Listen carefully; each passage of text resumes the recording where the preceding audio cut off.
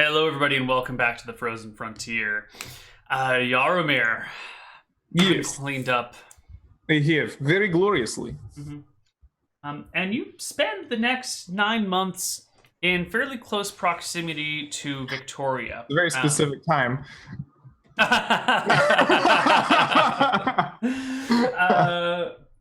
Yeah, she has a lot of, artist renderings of you that she needs to do. So you spend a lot of time acting as her model as she goes at this and reads these old journals and then comes back to you and says, "Do you remember, Mother Martha the 10th when she said blah blah blah? What did she mean?" Just lots of kind of chatting. Uh-huh. And also during this time, I think she, whenever you guys, not whenever, but some of the times when you have a chance to be just the two of you, which is quite often, she'll bring up these more awkward questions like, Mhm.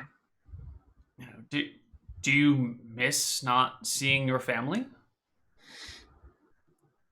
Yes, sometimes. We have been in temple for almost as long as can remember. In some ways, Mother Angel is as much mother to me as my own. However, I do occasionally see them on festival day. Sometimes I am allowed to travel to Junta. I have seen them maybe 6 times. Good people. Do you do you have any sisters?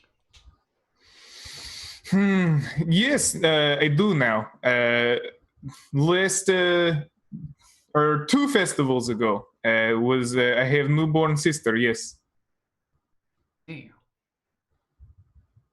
you miss them? And I miss concept of family.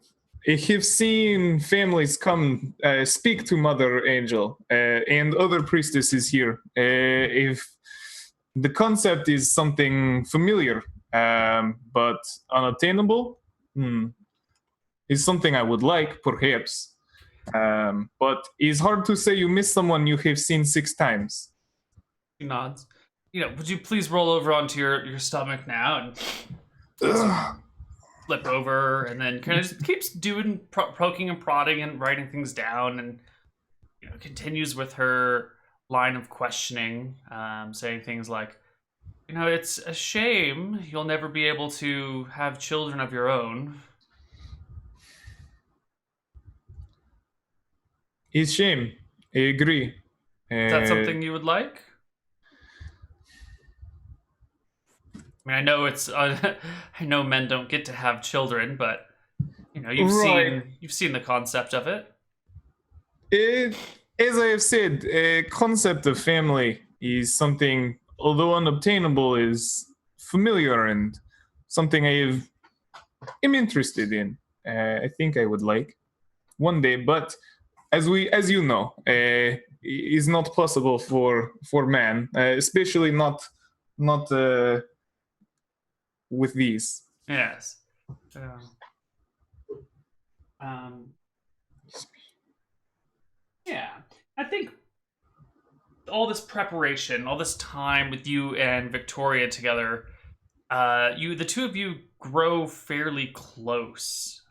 She spends maybe like 5 hours a day with you, examining you, or sometimes just like having you in the same room. So while she's reading these journals, she can like bring up questions to you. And the other maybe 5 hours of your day are back with the normal priestesses who are trying to continue their new studies, and or maybe like being shown off at this place or that place. Sometimes there'll be like a grand party and you're brought in literally as just like a work of living art, and you'll just kind of like stand there shirtless while highfalutin people walk around Check and out kind of take a Super look at you. Saiyan Yaromir.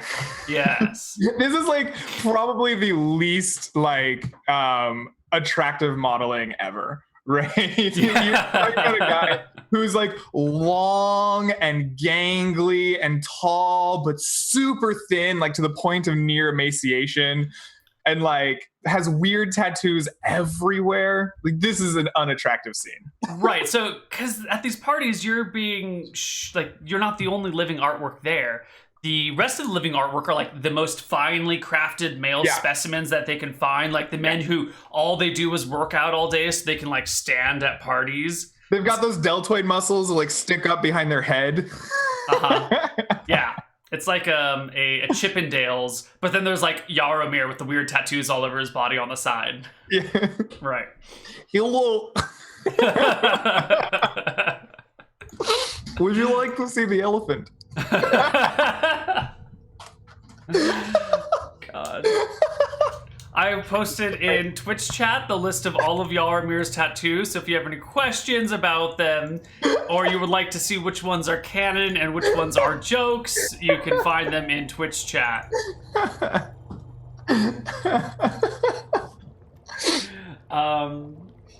So sometime later, a few months later, you're in this little laboratory with Victoria, and she's playing with like shining light on you in different patterns, or seeing like what sort of shadows you might cast. And then, like you've got that rabbit tattoo on your leg. So she like gets a rabbit and like tries to put it on your leg in the shape of the tattoo. Like, I don't know, maybe if you put a rabbit on the rabbit tattoo, it does something. She's shining a light across the rabbit. No, she's like literally pushing a rabbit on my leg. No, she is pushing a rabbit onto your leg, like trying to get it to be in the same position. Like, this rabbit's too big. Let's get this rabbit. No, this one's too. Here's the right sized rabbit. Do you feel anything, Yaromir? It is very ticklish. Very ticklish. I don't think that's what we're looking for. All right, let's put those rabbits away. Now, here's an octopus tentacle coming up your other leg. Let's just kind of wrap this around your thigh. And how does that? Oh, no, that's not quite in line. It's not doing anything. So there's... I think we broke Greg. That's really funny. Yeah. And then maybe that's how Yaromir feels about it. And, it's clearly ridiculous, like putting rabbits on your leg. And I think the both of you... This is the first time that a wizard or cleric or someone in power has like wrapped my leg in an octopus tentacle and tried to push it into my thigh. Yeah, so I think you both end up like breaking up laughing. This is ridiculous. It's clearly not good. I'm sorry, Yaromir. I suppose no one had ever tried this before, so it was worth a shot. I cannot say anyone has ever tried before, but I appreciate your enthusiasm. She hands you a rag. It's like, please clean the octopus off your leg. I have to like sit there and like pick all the like suckers off. Yeah. Well, do you have any ideas of what these things might be, or do you know of any tests that we could run? Yaromir kind of shakes his head. He says, I have known tests for many years. Every foreign wizard or cleric that comes in has made their own tests. The elves have come and made charcoal rubbings. The priestesses themselves have long held discussions about my tattoos. The one thing I am fairly certain of is I kind of just like point to the text, and I pause for a second and I kind of look at her, and I think, and I'm like, this will be okay. This is dangerous, but it'll be okay. I don't believe answer is in those. I have read many of them myself. She nods. You're probably right. And then makes eye contact with you, knowing that you're both treading on dangerous territory here. Right. Say, tell me, what of all the tests and inspections and investigations, which one was your favorite? Which one, if you could do it again, would you do? He thinks for a moment. He says, what is best definition of favorite? Most effective? No. The one that you enjoyed doing the most in the moment. He thinks for a moment. He says, where did that octopus go? All right. Okay, well, I read in Mother Narul's notes, there was once a a hot saltwater bath with bubbles, and they sprinkled rose petals all over it to try and coax out the vapors within. It had clearly no effect, but that sounds nice. Why don't we run that test again for you? Huh? I mean, it's clearly not working. None of this stuff is gonna work. I don't see why we should be putting you through hell with all of these things. Let's just double checks the room, make sure that no one else is here. Let's just do something a little bit more relaxing for you, huh? I'm sure you must grow tired of all of this poking and prodding. I kind of nod in agreement. I'm like, if I am being honest with you, it does grow weary after a while. One can only have so many tests with no conclusion before it all becomes tiring. And he kind of like gives you like a thank you and kind of maybe he like helps set up this ritual bubble bath. Yeah, so this one was supposed to try and like coax something out of the tree on your back by like soaking you in salt water, because the tree on your back kind of looks a little bit like a mangrove tree. A little bit. It's got these like big roots that come out in the same way that mangroves do. So, you know, they go and like set up this bath. The first try was like an ice bath, and that wasn't very comfortable. So they're trying it here as like a hot water bath instead of an ice bath to make it, well, maybe, you know, how should we rephrase this? As you go to set this up, there's, you know, someone in this place where the bath would be who's like, we've already run the ice water bath with the Yarmir. It didn't do anything. And Victoria's like, well, I think maybe we can try it with hot water. Mangroves also grow in warmer climates. Maybe warmer water would be better. And we'll need to keep it insulated, so some sort of bubbly surface to keep the water warm. The woman kind of shrugs and goes, well, if you think that's what we need to do. And a bath gets like prepared for you, and the other people leave, and Victoria kind of like hangs out and starts like bringing plants and like setting them on the corners of the bath to kind of make it look a little bit more accurate and not just like you hanging out and chilling. Do they have access to mangrove plants here? There are that would some... be immensely dangerous, right? Are they? Tell me about Yeah. mangroves. You pull out the roots of mangrove and you like can't move, right? It screams and you and you bleed from the ears until you die. I meant mangrove trees, like the real world mangrove tree. It's not the fantasy mangrove drake plant. Oh, okay. Right. Different mangrove. Okay. My mistake. Okay.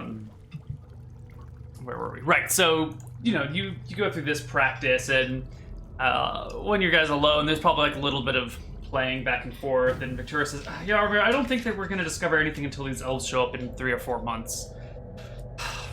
Do you have any ideas of how you'd like to spend that time?" It seems unfair to have you be at my every beck and call when you are the subject of the study. It seems like you should be running the study of yourself.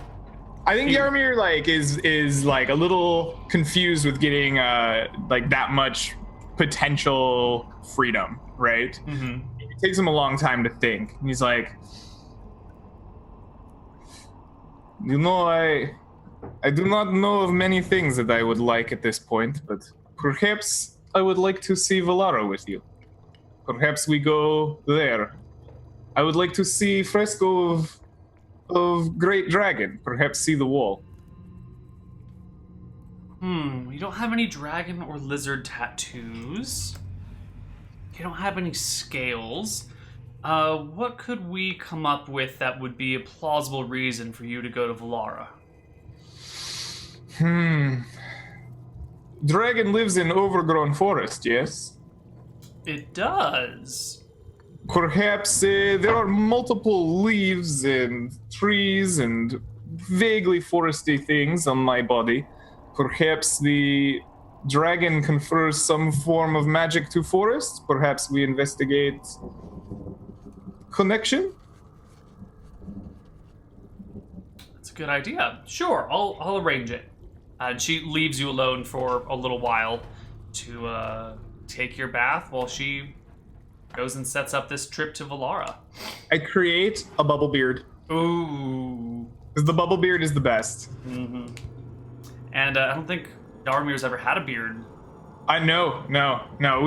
He's been closely shaved, right? Mm-hmm. Right. Ever since he began growing body hair, like that gets in the way of inspection, right? So we've always had a sharp razor and like some like self grooming at the beginning of most days. Mm-hmm. Mm-hmm. So the two of you together take a trip to Valara. It is the southeastern city here, right next to the Overgrowth. The dragon that lives in the Overgrowth is named Zorthis, which the river that runs into the Overgrowth, into Valara, has been renamed the Zorthis Snag after the dragon, because it helps to protect Yunta, your hometown, from this nasty green dragon that lives in there.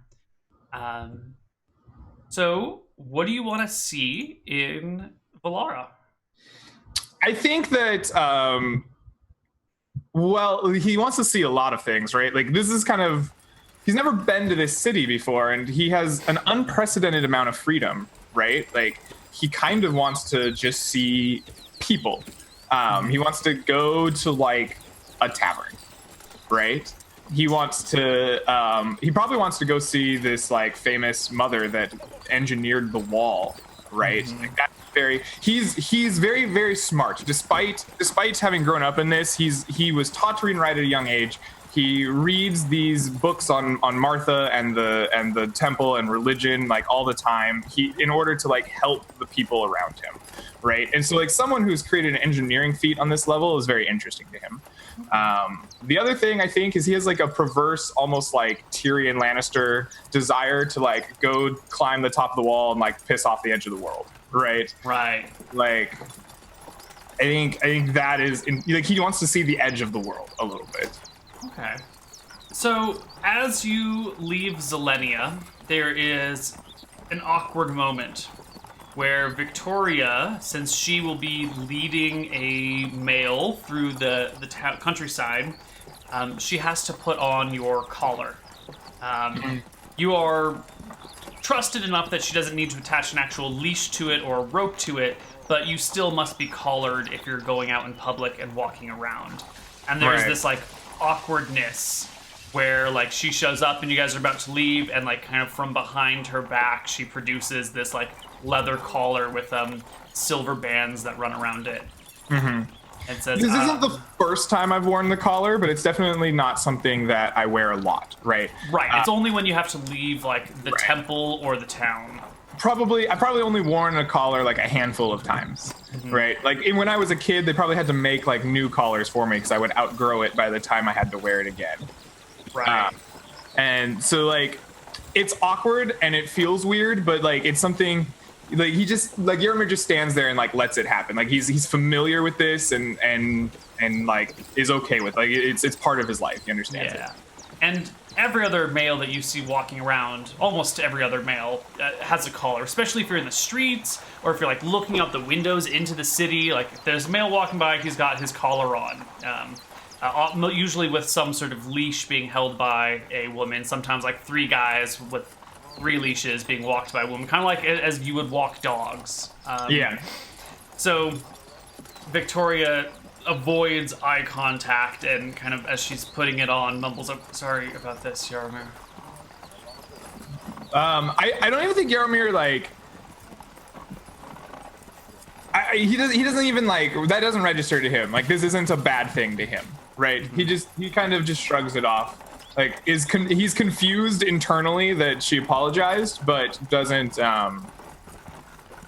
like there's no reason for him to be like, "Oh no, he's okay," because it's just part of life. Yeah. And you see Victoria begins to lead the way out. She is wearing some chainmail armor with leather pants or leather greaves and bracers. It's just like a chainmail shirt that comes to the arms. It's not like a full, long suit of chainmail. And she carries at her side an axe and has a backpack with some wealth in it. and a few other traveling supplies. The two of you walk through the streets of Zilenia until you get to the established cart that will take you all the way to Valara over the next few days. And that's kind of how you are. I think most of the trip is in silence because you're always with this wagon driver. And your familiarity with each other has become comfortable enough between the two of you that would be wildly inappropriate. And so when other people are around, I think the two of you kind of are silent. Yeah.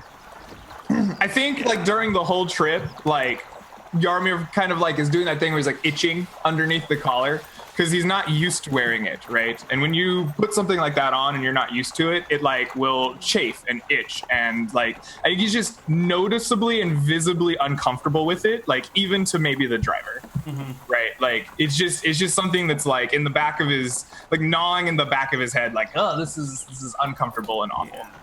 And to go with that uncomfortableness, you are dressed in like full robes, covering up pretty much all of yourself, including like a hood that comes up and then a veil that drops over your face.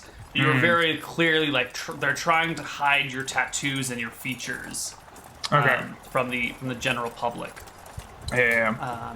It's a 3-day journey to Valara, and I don't think you guys really speak in those 3 days. Every time that you stop in a town, you are staying in some sort of nobleman or lady's palace or countryside house or something. And every time you stay in one of these places, you are given separate rooms. Like you go down and sleep with the other men, and she goes off and like sleeps within some nice place. So you frequently find yourself in cramped quarters, and maybe, like probably for the first time, right? Like I don't think Yaramir sleeps with the other men in Zilenia. No, because you're sleeping in the temple, and you've been given special quarters and special everything. Right. Your door is like locked from the outside every night, just to make sure no one goes in and messes with you. You're too prized of a possession. It's like you have to be kept protected and safe. But on this journey, like you're put in a 12x6 room, and there's like 4 bunk beds in there, each with 3 racks on them. So there's like 12 people tucked in this tiny room. Right. And like this is like weird for Yaramir, right? He's never been around like a ton of dudes like that, right? Yeah, or rarely. Like it might have happened in the past a long time ago, but it's maybe an awakening at the very least, right? Yeah, and you're definitely seeing it with new eyes. Yeah. But your travels eventually come to an end when you guys arrive in Zilenia. Zilenia is this interesting town. Valara, I believe. Yes, Valara. I'm sorry. It's a walled town. But one side of the town has a much taller and thicker wall than the other. The wall that you are approaching from, the western wall, is your average 15, maybe 20 feet high, 15 feet thick, made out of like red brick with a small moat that runs around it and a drawbridge. But you can see, even as you're like crossing through this wall, on the other side, there's like a 50-foot wall armed with like ballistas every 30 or 40 feet, all kind of pointed outward. There's a big tower in the middle of town that stretches up even higher than that, maybe 100 feet high. That looks like some sort of watchtower or watch post. There's a rail that goes all the way around it that's glistening brass. And you can see constant patrols around the watchtower, and you can see people manning the ballistas. Maybe not like a full ballista crew, but there's definitely somebody like leaning against the ballista looking out over the wall. And Victoria takes you to a safe place, to the place that you're going to be staying, to the temple here in Valara first. Okay. And as soon as you guys walk onto the temple grounds, she immediately removes your veil and your collar. And then just like tucks the collar into the backpack and kind of breathes a bit. I kind of just am like, it is very nice to be free of this again. I cannot tell you. Every few years I have to put it on. It always chafes. Always chafes. Ugh. Yes. Well, I'm Yes, I'm sure it must be nice to be free after that. Yes, it's very nice indeed. Yes. Oh, it's nice to be able to talk again. I do not know how much more silence I could take. I do not know if you've noticed this, but I am very talkative at times. You certainly are making up for a lack of speaking for the rest of your life. So, I can show you the wall. I can show you the ballistas. I can show you the statues to the creators and to the heroes that tried to kill Zorthus. I don't know if I can take you to a tavern, though. I think that might be out of our abilities here. But I can bring you some ale, and we can walk past some taverns separately. Perhaps we could walk past. Should be interesting either way. I'm not so interested in ale. Is bitter. Tastes less good than wine, which I've had in Zelenia. I'm more interested in the people. I wish to see them.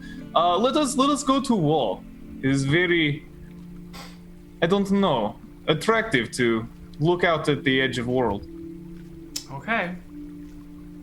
She reaches her hand back into the backpack and pulls the collar back out. And with a sigh, straps it back on. All right. Replaces your veil, and the two of you set off for the wall. It's a nice, big, fancy wall to keep dragons out. It's 50 feet high, maybe 30 feet thick at the base, 15 feet thick at the top. There are no loopholes or arrow holes through it whatsoever. There's no nothing that could cause a structural weakness in this. There are these big ladders that run up it every so often, as well as actual carved steps that go back and forth. In a few places, you notice these large contraptions, kind of at how does the camera work? At an angle with rails, and then a sled that could get pulled up this thing with a rope that comes back down and attaches to a churny wheelie thingy that has an oxen next to it. So if they need to bring supplies up to the walls, you put them on the sled, and the oxen walks around, and the supplies get lifted up. So she takes you up the wall and around it. You can see out into the forest beyond. The overgrowth is just, it's huge. Not right in front of the wall, but a half mile away from the wall or so are these massive trees. They're easily 230 feet tall, possibly 280 feet tall. They must be 15 or 20 feet across. If you've ever seen a giant sequoia, they look a lot like this. They're these just immense trees. Let's see if we can find giant sequoia pictures. Chat. Because not everyone's from California. Not everyone has grown up with these suckers around them. They're kind of cool to drive by. Yeah.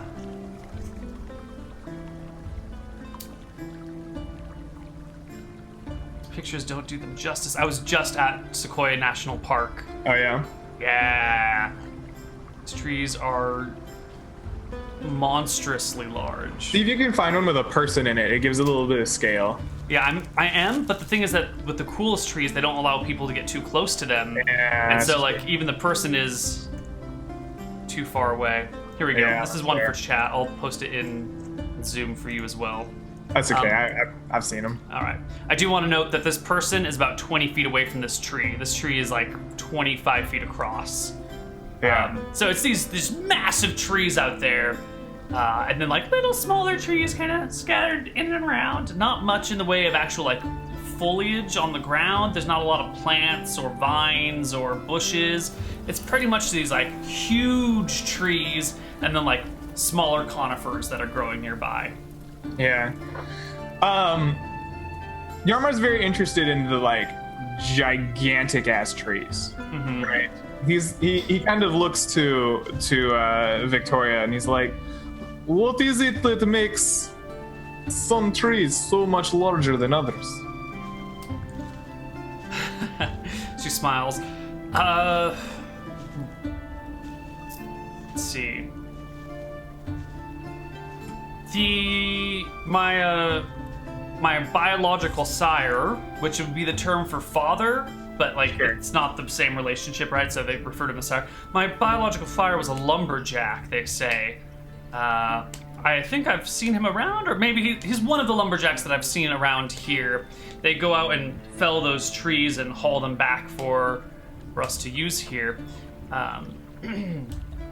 My mother tells me that this is the only place in the world where trees grow this large.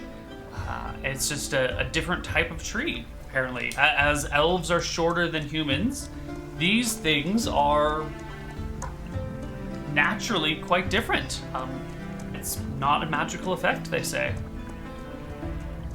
Really? That's very interesting.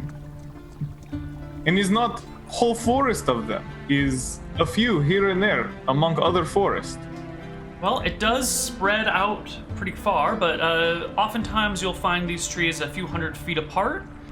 Sometimes you'll find groves of them together, but not always.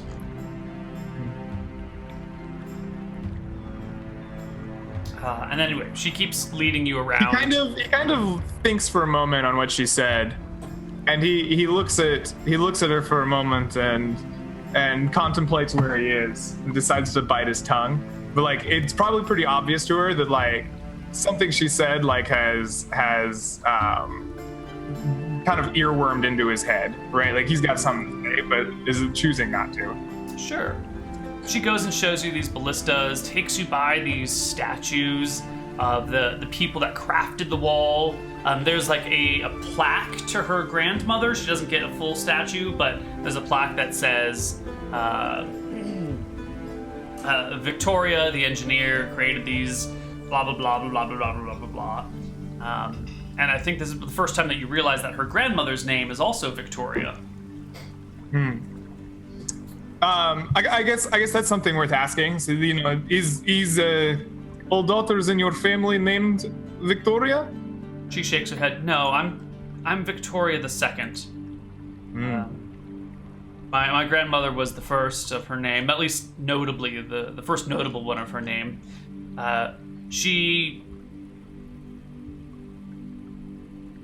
kind of like waits for you guys to walk away from a more densely populated area and says, she spent a lot of time traveling around the world and was not very happy with the way things were when she came back. She helped design these ballistas to keep us safe, but when offered a title and land, she opted to become a farmer instead.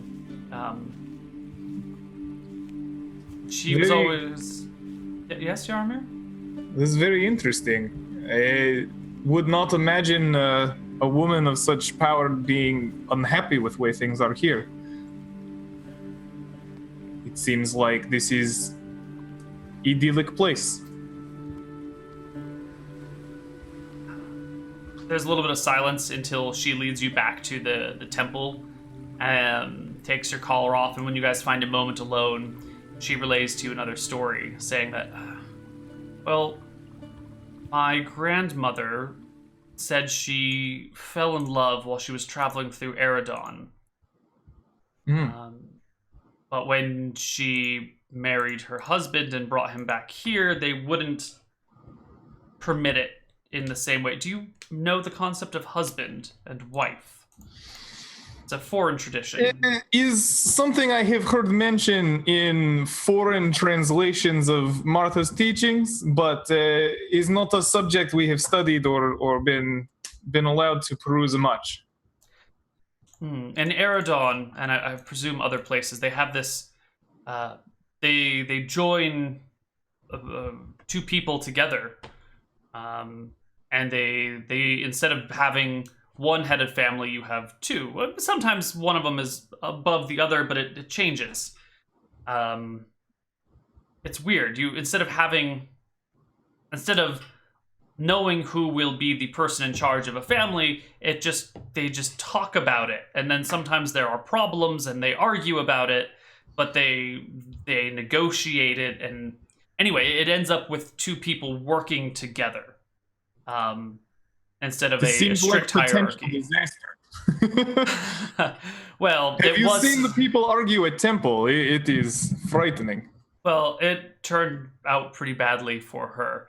She came back here with him and my mother in tow when they were little, and some cleric walks by, and Victoria gets quiet for a moment until the cleric moves and says, but when she arrived, they insisted she call her mate, um, my mother's sire, and he wouldn't have it, and she wouldn't have it, and um, well, grandma wanted to live back here, and father wouldn't. Her husband wouldn't didn't want to come back and be collared, and so they split up and they went their separate ways. It doesn't always work, you see. It's a Mm. weird tradition, but they tried, and that's why they became farmers. You know. Your grandmother seems like incredibly interesting person. Would be fascinated to hear more of her.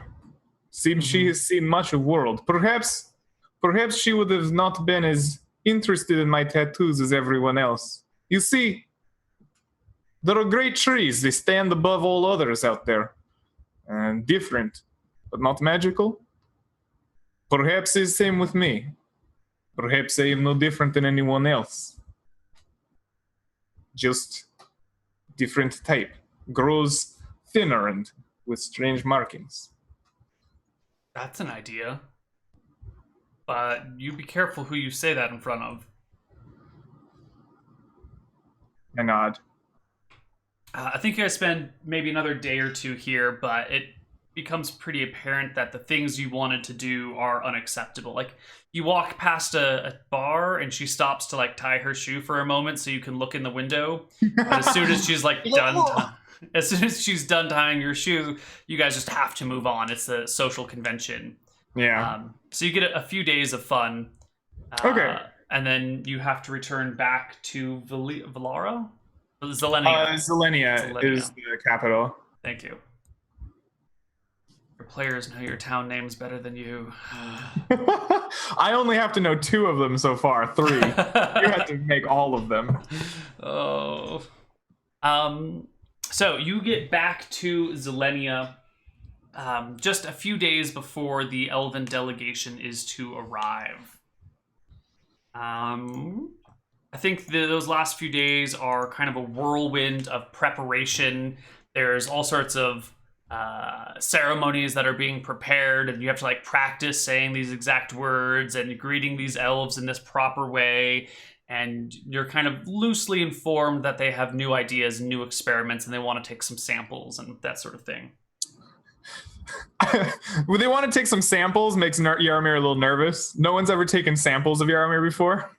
Quite sure what that means, but he knows what like taking samples of a plant or like an animal is, right? Right. He's like, I mean, he's just a little nervous about that. That doesn't ring very appealing to him. Mm-hmm. Well, that's what you're prepped for. You get one last like short session with Victoria before they arrive, and you can see that she's clearly very agitated. Right. The two of you are alone. She's supposed to be like, presenting you with these, or not presenting you, but giving you these like fancy robes with silver embroidery around the edges. But she also brings you a tray of salt and silver again, kind of rolling her eyes. Here, the elves are arriving tomorrow. Here's your salt and silver. I just eat the salt and silver, and when I'm done with it, I kind of say, you do not believe in the salt and silver. She shrugs halfway. What is bothering you? Something clearly is.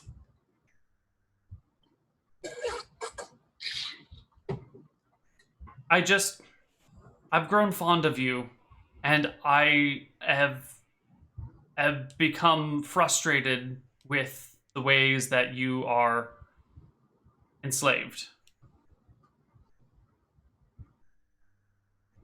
Yarmir thinks back, and he's kind of gotten a little bit more experience with the world, right? He's kind of seen how other men are treated, and he realizes some of his limitations, right? Having visited Valara and like the amount of collaring and veils and inability to kind of go do what he wanted, right? And maybe it sinks in for the first time that maybe he's not as free as he thinks he is, right? Mm-hmm. And it's kind of a moment of realization, and he says, well, this is way of life here. I do not know what we could do to change this. She shrugs, hands you your robes, and leaves. Right. And the next day, the elves arrive. We don't have to go through the ceremony with them, but do want to talk a little bit about their investigation of you. Sure. Because you get surrounded by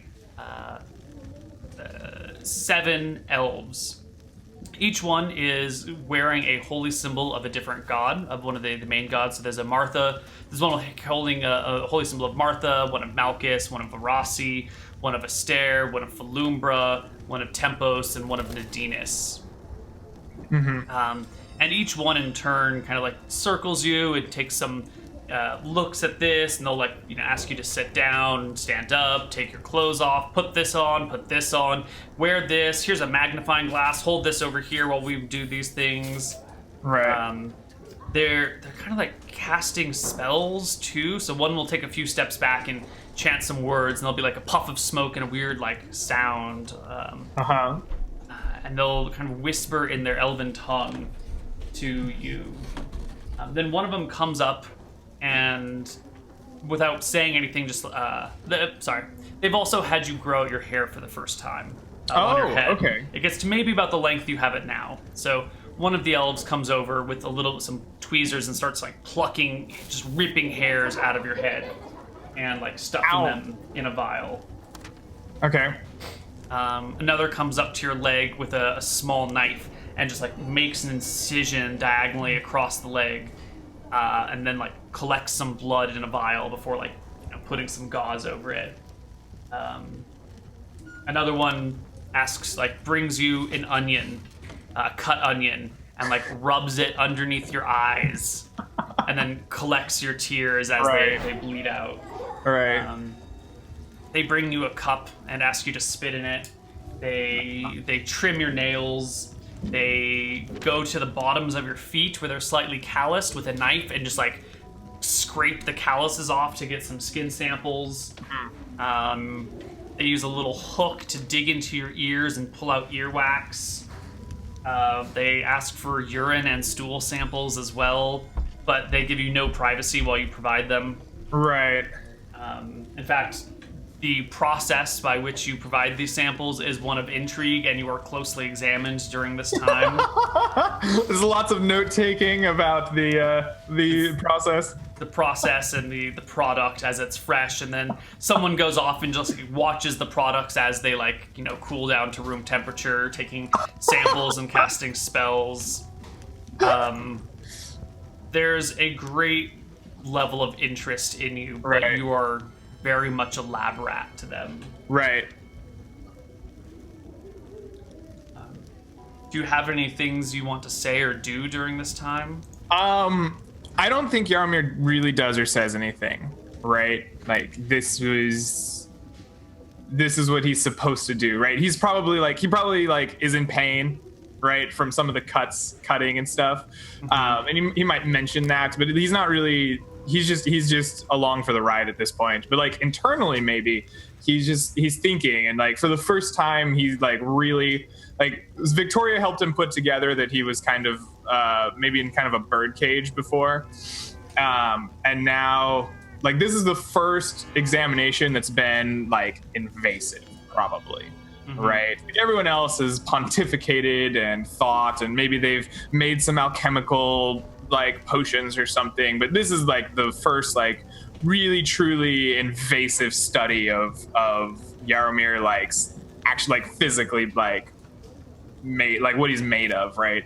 And like this probably is rubbing him the wrong way, right? He gets like a little taste of like the bird cage, and now he's being treated like a lab rat, and it's probably making him reevaluate, right? Just as he stands here getting poked and prodded and talked about and spells casted on, right? Like for the like he's reevaluating like his life here and like what it all has been like.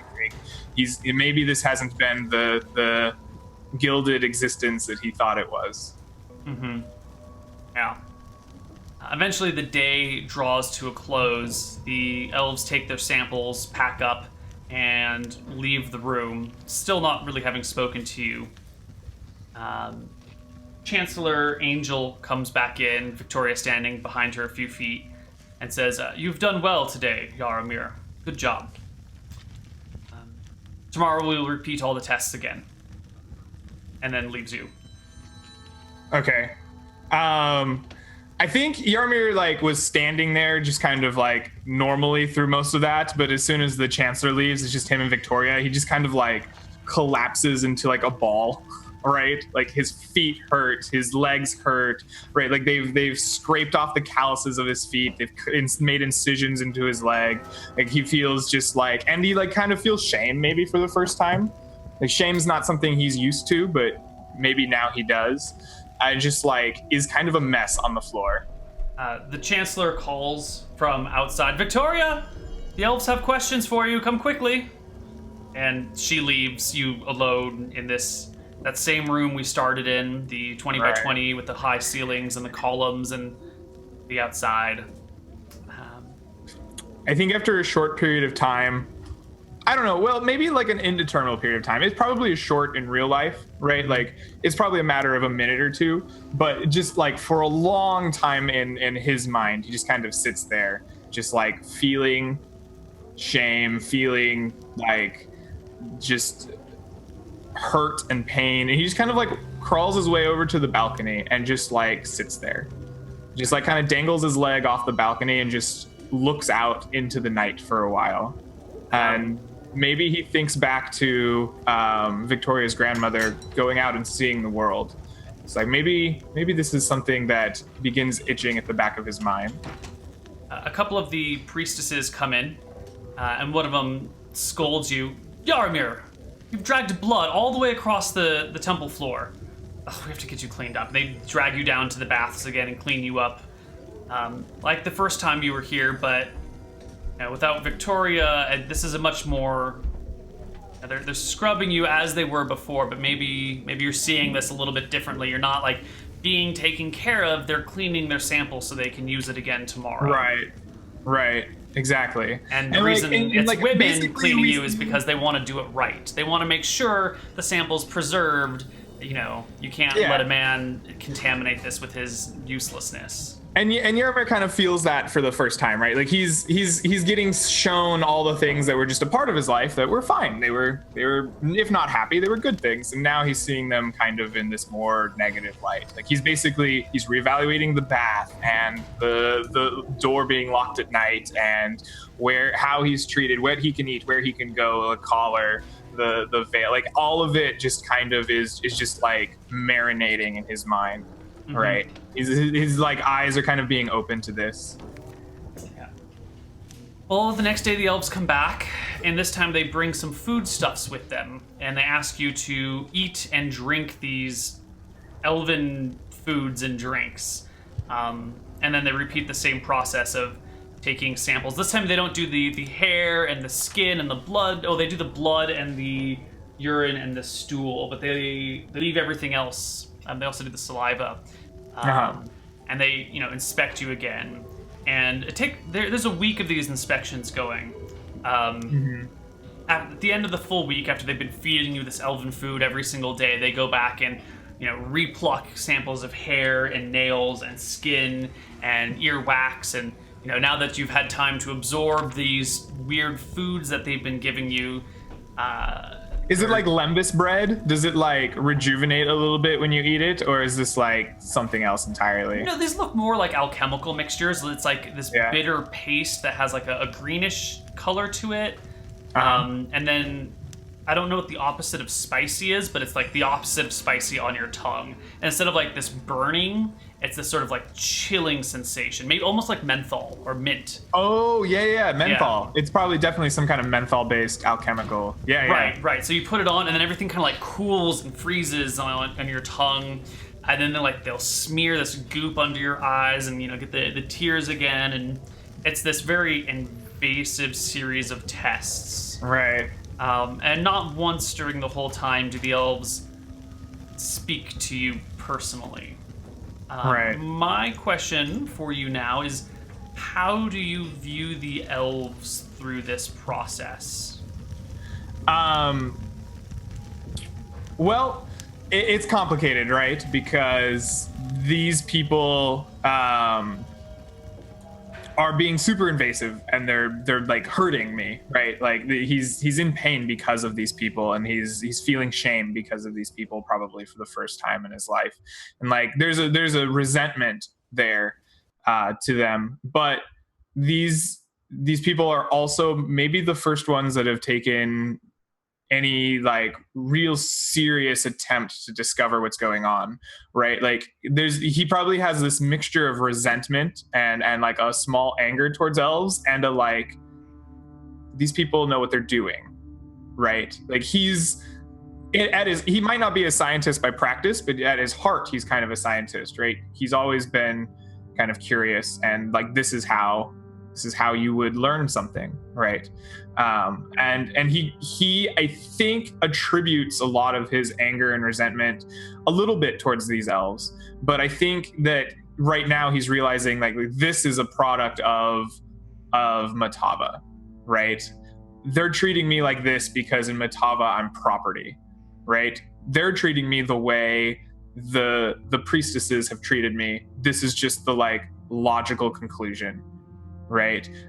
He sees them as kind of like eye openers, right? Maybe he resents them. Maybe there's some anger there, but he's kind of realizing that what he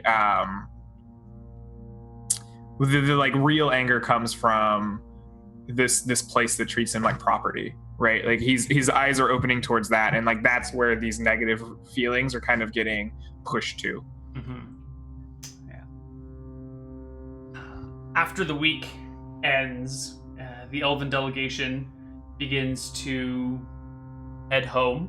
They've collected their samples. And a day or two after that, you once again are left with Victoria. She brings with her a stack of notes that have been painstakingly copied by scribes from the elven notes. And she looks at you, and you've got these like cuts all over you from these blood samples, and you look like hell. Yeah. And she says, as you're kind of settling in together, I overheard a few of the elves. I've picked up a few words of Elven here and there. As you know, I've been practicing it for when they arrive. Of course, yes. I heard them saying that they had other ideas and other samples, tests they wanted to do, and other clerics that they wanted to see you, but were unable to. Their head cleric is a male, but he was not allowed to come, and there were other tests that were prohibited that they thought might be useful. I think Victoria probably sees like true fear in kind of like Yaramir's eyes, right? Like he kind of shakes his head and says, I do not wish to meet any more of their clerics or their tests. No, it's okay, Yaramir. They spoke of it differently. When Chancellor Angel wasn't around, they spoke of unfair treatment. This is not the way they wanted to do things. They wanted to take more time and to do these things more slowly. They wanted your hair to grow out until it fell out and take it, to get better samples, not short period of time, intensive feeding followed by hair plucking. They wanted... I think if you can... Chancellor Angel might be convinced to allow you to go back with them. Maybe. I don't know. Probably not.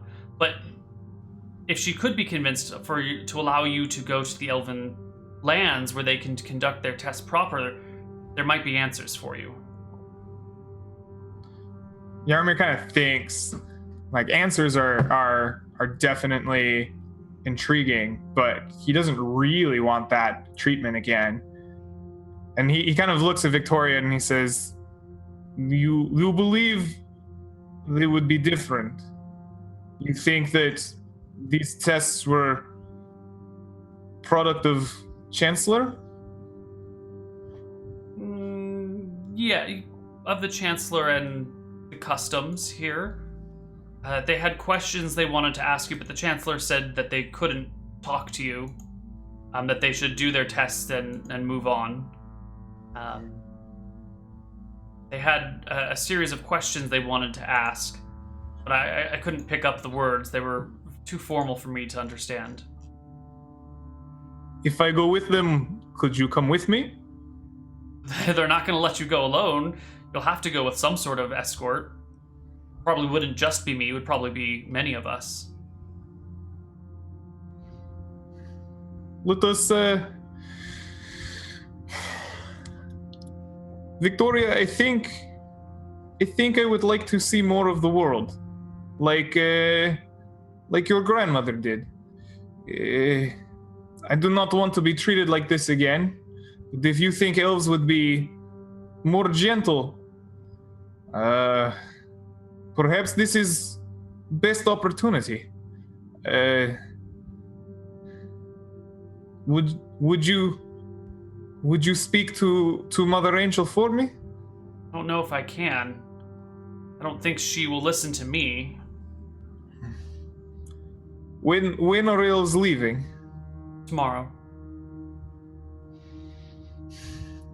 Let me rest this evening. I could not see Chancellor today. I will try to speak with her in morning. She nods. Maybe for the first time, I just ask her where are my clothes? He tries to cover up for his body probably for the first time in front of her. She hands you your folded up clothes, very gently and delicately folded up in a weird way, not a way that you would have ever have folded your clothes. It looks like it's been... They're folded in a teepee or some shit. Yeah, there's some sort of origami. It's like a swan. Yes, it's the trouser swan. Yes. Yes. Your clothes are brought to you in this way. And I think we're going to go to our last break. We should have a short half session when we come back, maybe. And we'll see you guys after that. Bye-bye, everyone.